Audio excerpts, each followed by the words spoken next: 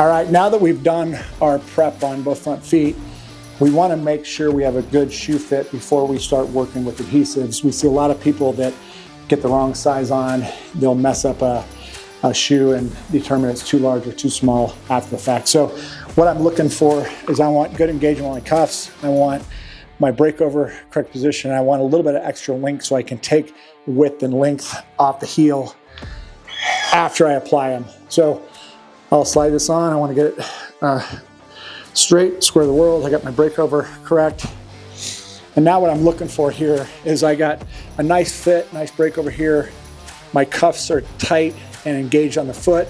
I have a little extra length and width in the heel area, and I can come after I'm done and use a buffy or rasp to remove that. So I like my shoe fit. Always do this first before you start gluing, and it will save you a lot of hassle. So the next step is locking your shoe in place with super glue and accelerator before you start using an acrylic or urethane glue. What this does is takes out all the stress of gluing because your shoe is now on.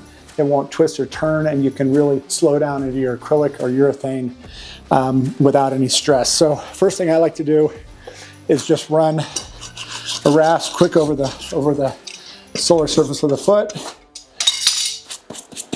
And then I'll take my super glue, my Hook Flex super glue.